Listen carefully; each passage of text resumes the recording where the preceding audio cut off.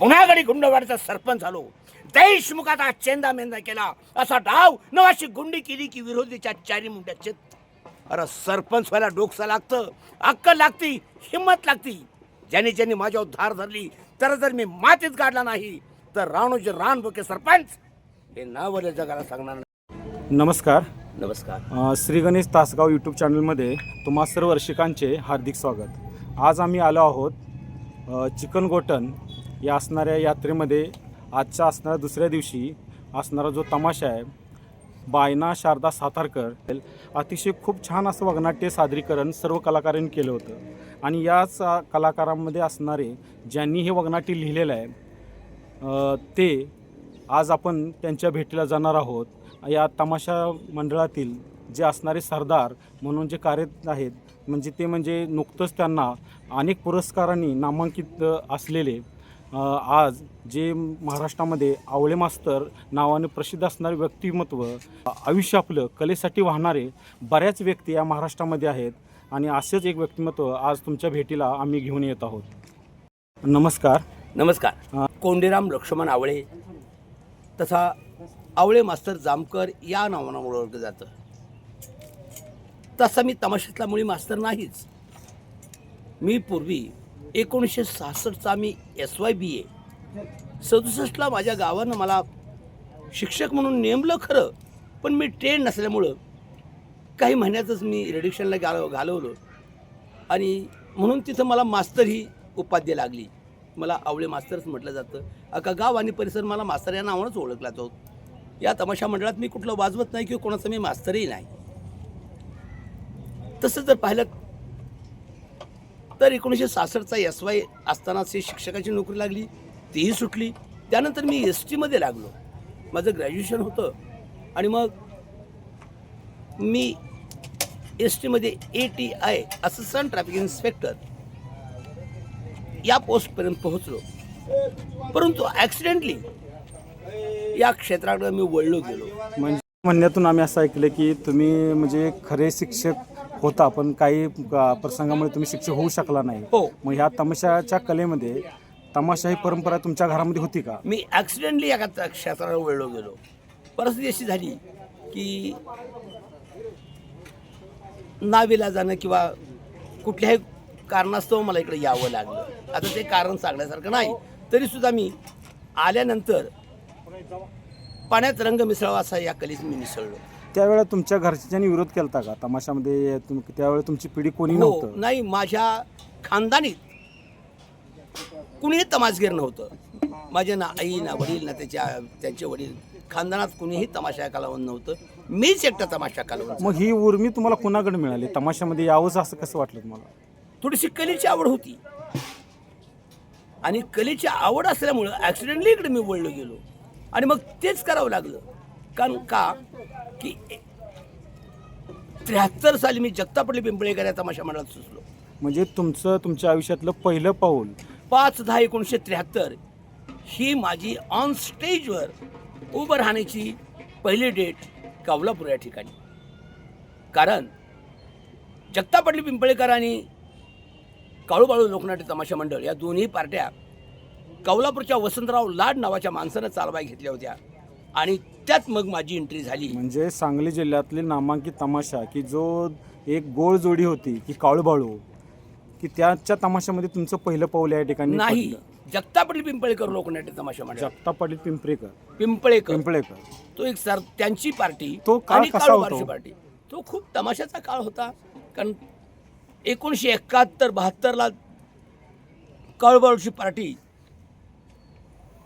अचानकपणे बंद पडली होती आणि ती बंद पडल्यामुळं वसंतराव लाडनी ती पार्टी चालवाय घेतली आणि जगतापाटलाच्या दोन्ही पार्ट्या त्यांनी चालवाय घेतल्या आणि नंतर मग तिथं माझी वर्णी लागली. त्या काळातलं ते मानधन मला वाटतं ते फक्त पोट भरण्या इतपत असावं. अहो, तिथं 1 रुपया तिकीट होती, लहान मुलांना 50 पैसे आणि आम्हाला त्यावेळी 1 रुपया शिधा मिळायचा, पण त्यावेळी स्वस्तही होती. मला त्या काळात पहिला पगार 60 रुपये होता. परत आणि कोणकोणत्या तमाशामध्ये तुम्ही काम केलं? नाही, मग तिथून गेल्यानंतर मग मी कमलाबाई जळगावकर, दत्तोबा तांबेसाळी शिरोलेकर आणि नंतर मग मास्टर रघुवीर खेडकरांच्याकडं त्यात मग आलो मी 1976-77 पासून. आणि नंतर मग जे राहिलो जवळ 22-23 वर्ष मी त्यांच्याकडेच काढली. रघुवीरांनी चांगलं सांभाळलं, खेडकरांनी त्यांच्या आईनी कांताबाईंनी मला चांगलं सांभाळलं आणि आज घडलो तो त्या फडामुळं घडलो किंवा मास्टर रघुवीर खेडकर आणि कांताबाई सातारकर यांचा फार मोठा सिंहाचा वाटा आहे. म्हणजे रघुभाऊ यांच्या तमाशात सुरू तुम्ही काम केलेलं आहे. हो. त्या काळामध्ये तुम्ही कोणकोणत्या अशा म्हणजे तमाशामध्ये भूमिका साकारायच्या? त्यावेळी वगनाट्य खूप चांगले व्हायचे. मग रघुवीरांच्या तमाशामध्ये कोर्टादारी फुटला चोडा, नागीवाडी खून खटला, सक्का भाऊ बहिणीचा पक्का वैरी आता डोम्या नाग, शिवाय अखेर रंगू कोर्टात जाते, शिवाय त्या काळची वगनाट्य कलंकित मी धन्य झाले. त्या काळातील नाथा मास्तर घोडेगाववर लिखित ही वगनाट्य होती आणि त्यात मी प्रमुख विलनची कामं, मला खूप विलन आवडायचा. म्हणजे तुम्हाला त्या काळामध्ये खलनायक खूप आवडायचा आणि आजही मला खलनायक साकारण्यामध्ये तुम्ही त्या काळामध्ये तरबेज हातखंडा मला- होता. मला असं जाणून घ्यायचं होतं की कोर्टादारी फुटला चोडा हे अतिशय सुंदर वगनाट्य होतं आणि त्या हो. वगनाट्यामध्ये स्वतः रघुभाऊनी एका घरगडीची भूमिका केली हो, होती. केली. त्यांची असणारी बहीण त्यांनी सुद्धा त्याला बेबी म्हणतो आपण. त्यांनी सुद्धा त्यामध्ये काम केलेलं आहे. काम मग केलं. त्या असणाऱ्या वगनाट्यामध्ये तुमची कोणती भूमिका होती? मी फनंगराव घेऊन पाटलाची भूमिका माझी होती. मला आजही ते वगनाट्य आठवते. आठवतंय. नुकत्याच काही दिवसापूर्वी मी ते वगनाट्य पाहिलं आणि तो जो पाटलाची भूमिका आहे ते अतिशय म्हणजे तशी जी भूमिका की असं म्हटलं जातं की त्या काळात चित्रपटामध्ये आता खलनायक बरेच रंगवतात, हो. परंतु आद्य तमाशामध्ये किंवा तमाशा काळामध्ये स्टेजवरला खलनायक हा जिवंत कलाकार होता. याबद्दल तुमचं मत काय? कसं असतं, खलनायक सादरीकरण फार अवघड असतं. प्रवाहाबरोबर वाहत जाणं त्याला नायक म्हटलं जातं, कारण तो प्रवाहाबरोबर वाहत जातो. परंतु खलनायक हा प्रवाहाच्या विरुद्ध दिशेला व्हावं लागतं आणि मग त्याला त्रास होतो. पण तो त्रास खलनायकानं खल करायचं आणि नायकाने तो खल सोडवायचं. अशा संदर्भामध्ये मला खलनायक खूप आवडायचा, कारण त्या काळात वगनाट्याच्या वेळी एक तर रसिकांच्या ताब्यात, एक तर खलनायक राहायचा, एक तर सोंगड्या राहायचा. तुमच्या आवडीचं असणार असं कुठलं खलनायकाचं पात्र ते अजूनही तुम्हाला करावंसं वाटतं? असं डोंब्या नाग, नाथा मास्तर घोडेगावकर लिखित, सक्का भाऊ बहिणीचा पक्का वरी आता डोंब्या नाग, हे वगनाट्य मी खूप मनपूर्वक केले. सगळ्याच भूमिका केल्या. काही वगनाट्य हे हृदयाला स्पर्श करून जातात. हो. त्यामधली पात्र सुद्धा इतकी खतरनाक असतात की आजही तुम्ही जर एखाद्या गावामध्ये गेलं तर एखाद्या जुन्या व्यक्तीला जर विचारलं तर त्या काळातली वगनाट्य अजून सांगतात, त्या काळातले कलाकारांची अजूनही ते नावं घेतात. अगदी बरोबर आहे. म्हणजे त्या काळामध्ये असणारे वेगवेगळे बरेच तमाशा फळ होते हो ना, की त्यामध्ये लोक फक्त वगनाट्य पाहायला जात होते. पाहायला जात होते. आताचा काळ बघितला आणि तो जर काळ, यामध्ये तुम्हाला कुठं फरक जाणवतोय का? केव्हा बी त्यावेळी वगनाट्याचं रसिक होतं. त्यावेळी वगनाट्य तमाशेगरापासून काहीतरी घेण्यासारखं आहे, आपण घेतलं पाहिजे, ही मानसिकता रसिकांची होती. पण अलीकडं काय झालंय, अलीकडं गाणी गाणी आणि गाणी, आणि त्यामुळं आम्हालाही काही रसिकांना देता येत नाही. कुठं तर असं मनामध्ये दुःख होतं का? केव्हा बी निर्माण होतं. एक राजेंद्र डी मोरे नावाचा एक माणूस आहे बारामतीचा, तो तमासगीर नाही परंतु आरोग्य खात्यात एक चांगला प्रशासक म्हणून अधिकारी आहे. त्याचं असं म्हणणं आहे की वगनाट्य हे आत्मा आहे, वगनाट्य हा तमाशाचा आत्मा आहे, आणि आता वगनाट्य होतच नाही. आत्ताच्या ह्याच्यामध्ये पाहिलं की व्हरायटी शोज होतं, फक्त गाणीच होतात. फक्त वगनाट्य सांदा वगैरे घ्यायला लागलं तर मुलं बंद करतात हो आणि ना. त्या ठिकाणी फक्त गाणीच उद्या गाणीच म्हणतात. होते म्हणतात. म्हणजे ह्या ठिकाणी कुठंतरी कलाकाराचा थोडा अपमान किंवा थोडा कलाकार नाही, भरपूर आत्मा कलाकार आणि तमाशा कुठंतरी लोप पावत चाललंय असं म्हटलं तर काय वावगं ठरणार नाही. अगदी खरोखर आहे. बरं, हे झालं तुमच्या तमाशा क्षेत्रातलं. मला आता असं जाणून घ्यायचं होतं की तुमच्या फॅमिलीबद्दल थोडंसं सांगा.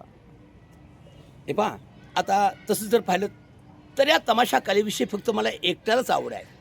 माझ्या घरातल्या कुठल्याही माणसाला कसलीही आवड नाही. नवं किंबहुना जर माझा शेजारी कार्यक्रम जर कुठे चालला असेल तर तो पाहत सुद्धा नाहीत ते. म्हणजे काय, की त्यांची मानसिकता, त्यांची मनाची तयारीच होत नाही तशी. मुलं वगैरे काय करतात हा, वगैरे? मुलं आहेत मजुरी काम काय ह्या करून. कलेमध्ये नाही, तुमचा नाही. जो हा वारसा आहे अहो, ते तो चालवणार पाहत नाही, वगैरे? नाही नाही, ते पाहत नाहीत म्हणतं वारसा काय टिकवणार आहेत ते. म्हणजे कला कुठं तुम्हालाही असं आतून वाटत असेल की ही कला माझ्याकडूनही दुसऱ्याकडं जावी, म्हणजे एक देणाऱ्याने देत जावे, एक दिवस घेणाऱ्याने घेत जावे, एक दिवस घेणाऱ्याचे आपण म्हणतो त्याचे हातच घ्यावे, बरोबर पण आहे. हात घेणारे कलाकार निर्माण न होऊ लागलेला आहे याचं दुःख जास्त होतं. जास्त. कारण कालच्या 26 जानेवारी 2026ला सोमवारी माझ्यातून माझ्या गावच्या ग्रामपंचायत झेंडावंदन झालं. एक ज्येष्ठ कलावंत म्हणून त्यांनी माझी निवड केली होती. आणि मग त्यावेळी एका वक्त्यानं भाषण केलं की आता आवळे मास्तर संपले की आपल्या गावातला कलावंत संपेल. आणि कलावंत संपल्यानंतर आता आपलं गावाचं नावही संपेल. आम्ही बऱ्याच कलावंतांच्या मुलाखती घेतलेल्या, प्रत्येकाला आम्ही विचारतो की कलेसाठी जीवन किंवा जीवनासाठी कला, की मला तुमच्याकडनं जाणून घ्यायचं आहे की ह्या दोन्हीपैकी तुमच्या मते कशाला तुम्ही श्रेय द्याल? मी कलेसाठी जगलो.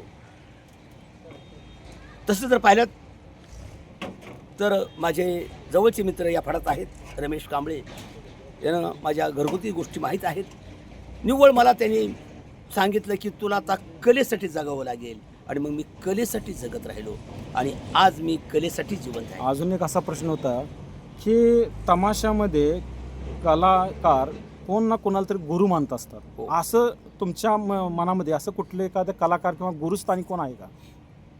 माझ्या गुरुस्थानी मास्टर रघुवीर खेडकरांच्या मातुश्री आणि माझ्या कांताबाई गुरुबहिणी सातारकर. कांताबाई सातारकर यांनी मला घडवलं, यांनी मला शिकवलं. कांताबाई सातारकर यांच्याबद्दल बोलायचं म्हटलं तर मी त्यांचे मुलाखतीमध्ये ऐकलेलं आहे की एक त्यांच्या भूमिका आहेत की जे स्त्री पात्र असून सुद्धा ते कधी कधी पुरुष पात्र सुद्धा करायचे. मी त्यांनी स्वतः रंग- त्यांना मेकअप केलाय. त्यांनी छत्रपती शिवाजी राजांची भूमिका मला हे केली होती. तुमच्याकडे जाणून घ्यायचं होतं की त्या काळामध्ये असणारे छत्रपती शिवाजी त्यावेळी महाराजांची मी संभाजी भूमिका असायचो आणि त्या भूमिका- शिवाजी असायच्या. सरदारी नाचा लेक्चर पोहळा त्यांचं लेक्चर ऐकण्यासाठी कोर्ट सुद्धा यायचं.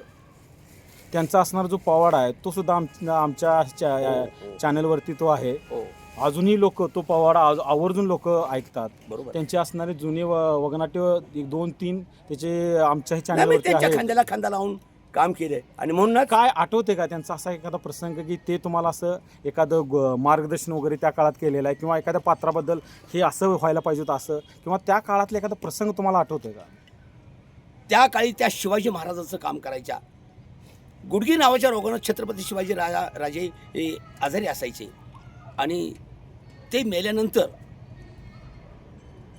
संभाजीला स्वप्न पडतं आणि संभाजीला स्वप्न पडल्यानंतर तो कसा खडबडून जागा होतो हे शिकवण्यासाठी कांताबाईंनी काही तास माझ्यासाठी घालवले होते.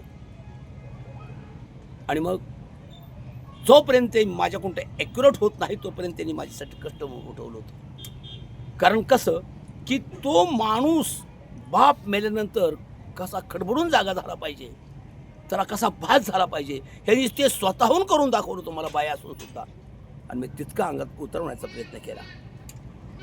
आता तुमच्याकडे पाहिलं तर तुमच्या डोळ्यामध्ये त्या काळातली एनर्जी सुद्धा आता आम्हाला केवळ- दिसते की आता कलाकार पाहिले तर थोडी कला, कुठं गाण्याचा जरा ताल, तर अर्ध्याच हळकुंडाने पिवळे होणारे कलाकार भरपूर आहेत. तसं नाही परंतु कोणाला म्हणायचं. काही असे कलाकार आहेत की ते कलेसाठी त्यांनी आयुष्य घालवलं आहे. हो ना. बरेच असे कलाकार आहेत की त्यांनी कला म्हणजे त्यांच्या हाडामांसामध्ये आपण म्हणतो तशी ती भिनलेली आहे. आणि म्हणूनच मला त्या कलेनं जगवलंय. आज 80 वर्षाचं माझं वय आहे तरीसुद्धा मी पायना शारदा सातारकर या तमाशापटात काम करतो आणि त्या दोन्ही बहिणी मला खूप चांगल्या रीतीने सांभाळतात. आम्हाला अजूनही तुमच्याबद्दल जाणून असं घ्यायचं होतं की तुम्हाला आतापर्यंत कोणकोणते पुरस्कार मिळाले? हां, तर प्रथमतः मला दिनांक 2/12/2023 या ठिकाणी बेले या ठिकाणी मुक्कामी शनिवारी शिरूरचे माजी आमदार माननीय पोपटराव गावडे यांच्या हस्ते वसंतराव जगताप यांनी कैलासवासी संगीतरत्न दत्ता भांडी जीवन गौरव पुरस्कार त्यांनी मला देऊन पुरस्कारित केलं. शिवाय रविवारी 2/11/2025 संगमनेर मुक्कामी ते 4 कलावंत प्रतिष्ठान आहे. कांताबाई सातारकर किंवा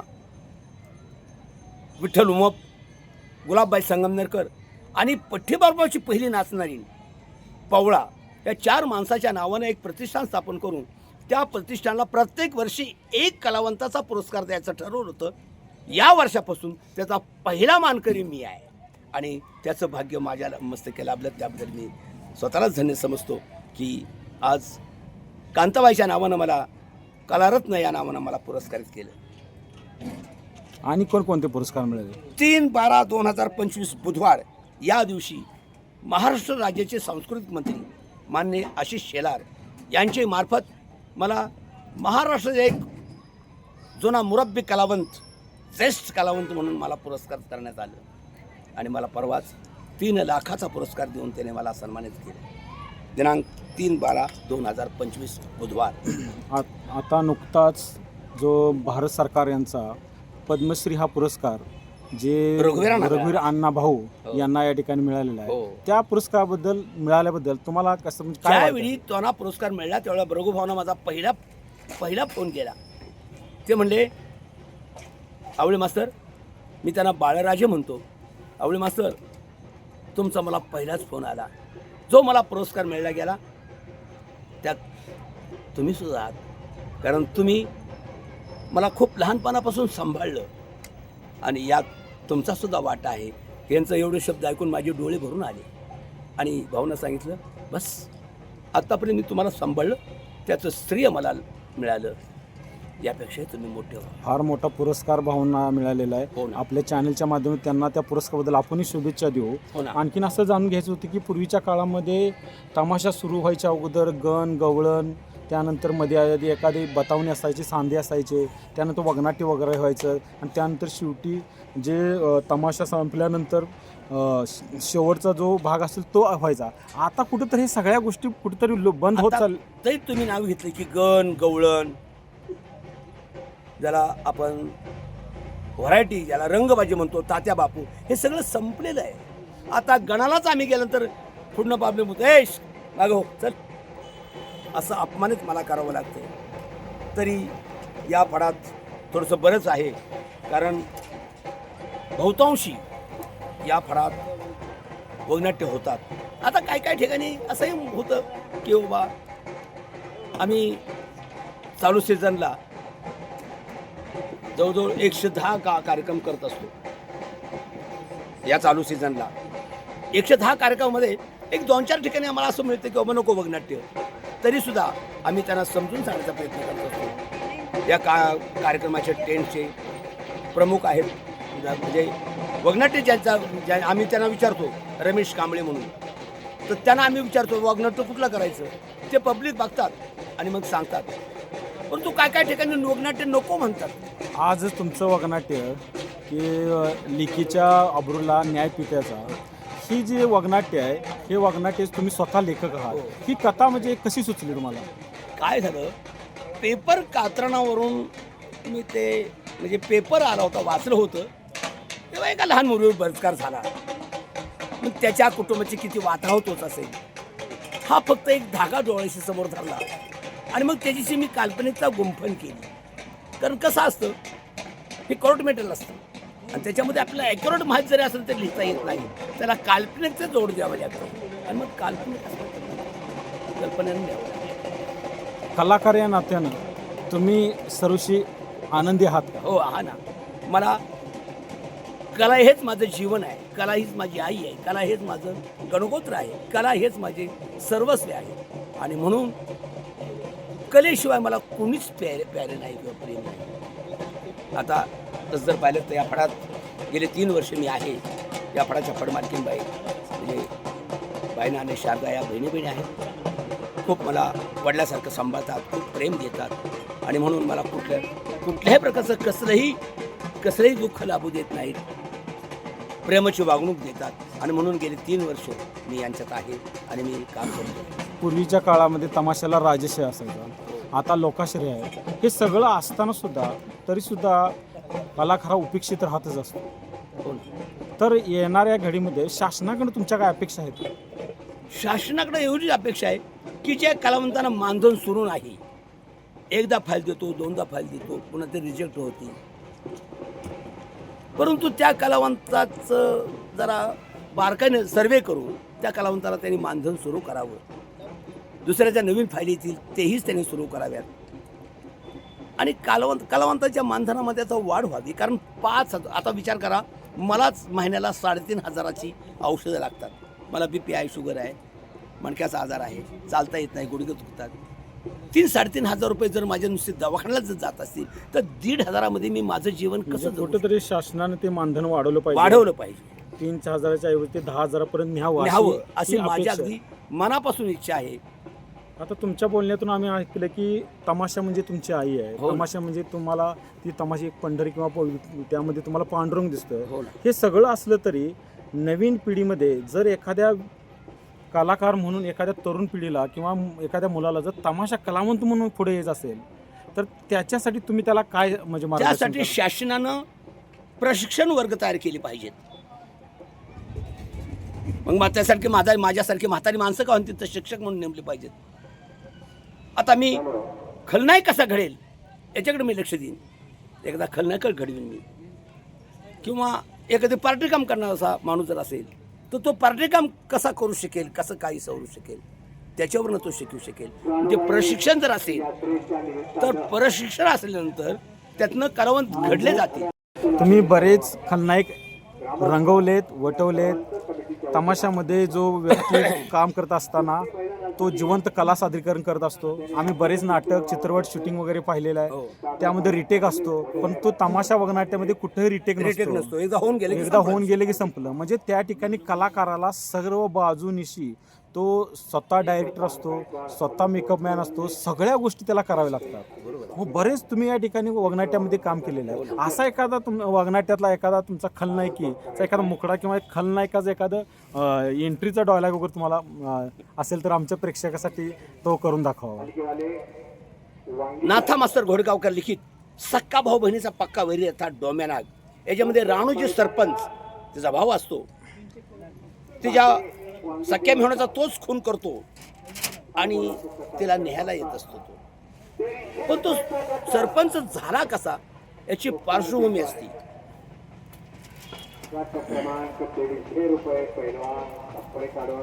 सरपंच पुन्हा गडी गुंडवाडीचा सरपंच झालो. देशमुखाचा चेंदा मेंदा केला असा डाव नवाशी गुंडी केली की विरोधीच्या चारी मुंड्या चित. अरे सरपंच व्हायला डोकसा लागतं, अक्कल लागती, हिंमत लागती. ज्यांनी ज्यांनी माझ्यावर धार धरली तर जर मी मातीत गाडला नाही तर राणूचे रान बोके सरपंच हे नावल्या जगाला सांगणार नाही. अरे कोणाला पैसे देऊन, कोणाला गोड बोलून, तर कोणा हाताशी धरून या सरपंचानं सर्व पॅनल आपलासा करून घेतला. आता काय? अरे मला काय कमी आहे? आता इथून पुढे काळा पैसा खिशात आणि खिशातला पैसा पुन्हा तमाशात. वा बाकी राणूजी आपल्या बापाचं नाव कमवलंस. खूपच छान. हे तुमचा अभिनय बघून मला तमाशा क्षेत्रातला खलनायक की ज्यांनी 1972 पासून त्याच्याही अगोदरपासून काम करत असणारे आमच्याच भागातले आत्तांबर तात्या शिरढोणकर यांची आठवण मला करून दिली. त्यांनी जो रंगवलेला रांगा शिंदे आहे तो रांगा शिंदेची झलक तुमच्यामध्ये कुठेतरी आल्यासारखी वाटली. खूप जबरदस्त की त्यावेळेला मी 4वी-5वीला असेल त्यावेळेला तो बापूवीर वगनाट्य मंगला बनसोडे यांचं पाहिलं होतं. परत असे कलाकार आताच्या असणाऱ्या वगनाट्यामध्ये पाहायला मिळत नाहीत. तमाशाची फार दुरावस्था झालेली आहे. बरेच कलाकार व्यसनी झालेले आहेत. काही कलाकार इतके उत्कृष्ट आहेत परंतु व्यसनामुळे स्वतःची बर्बादी करून घेतलेले आहेत. तमाशा टिकला पाहिजे, रुजला पाहिजे, जनतेपुढे नवीन नवीन रूपामध्ये आला पाहिजे. तमाशाचा ऑर्केस्ट्रा झाला असे बरेच जण म्हणतात, परंतु काही तमाशानं त्याचं असणारं जे काही रूप आहे ते तसं ठेवलेलं आहे की आताच्या काळामध्ये तमाशामधून हलगी ढोलकी कुठंतरी लोप पावत चाललेला आहे. परंतु बऱ्याच तमाशामध्ये ह्या सगळ्या पारंपरिक जो बाज आहे तो अजूनही जपला जातोय. या तमाशापडात आम्ही जपलाय. आमच्या मालकीनबाईच तशा आहेत की व्हराट्याला इतकी किंमत देत नाहीत परंतु वगनाट्याला जास्त किंमत देतात. बायना सातारकर ह्या मुरब्बी कलावंत आहेत. शारदा सातारकर. खरंच या तमाशाचं कौतुक करावं इतकं थोडंच आहे की पारंपरिक बाज आता जो जपेल तोच तमाशा आता इथून पुढे टिकणार आहे. कारण जी काही गोष्टी आहेत त्या सर्व पारंपरिक आता चाललेल्या आहेत. तुमच्याकडून बऱ्याच गोष्टी तुमच्या काळातला असणारा तमाशा, तुमच्यातले असणारे त्या काळातले जे वगनाट्य असतील, बऱ्याच गोष्टी या ठिकाणी आठवणीला तुम्ही उजाळ दिलेला आहे. तुम्हाला पूर्ण महाराष्ट्र शासनाचे बरेच पुरस्कार मिळाले. असेच अनेक पुरस्कार तुम्हाला मिळत जावो आणि तुमच्या भरभराटी व्हावी किंवा तुमच्या यशामध्ये अजून भर पडावी अशी अपेक्षा करून आम्ही या ठिकाणी थांबतो. तुम्हाला तुमच्या पुढच्या असणाऱ्या आयुष्याला आम्ही हार्दिक शुभेच्छा देतो. आपण हे आलात, माझ्या फडाची शूटिंग घेतलीत, एका कलावंताचं सुखदुःख तुम्ही जाणून घेतलं. माझ्या फड मालकीनी त्याबद्दल, माझ्या कलावंताविषयी. आज माझे कलावंत पुष्कळ आहेत. या ठिकाणी प्रल्हाद केंगार आहेत,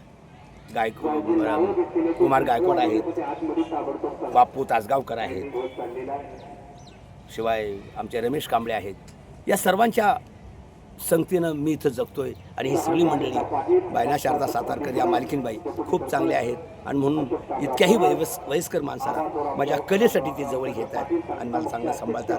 तुम्ही या ठिकाणी आलात आणि तुम्हाला आमच्या जवळ सुखदुःखात सामील झालात, त्यामुळे तुमच्या चॅनल त्यांच्या व्यक्तिशा तुमचे आभार मानतो मी आणि तुमच्या भावी आयुष्याला अनेक शुभेच्छा देऊन आम्ही या ठिकाणी थांबतो. धन्यवाद. नमस्कार. जय महाराष्ट्र.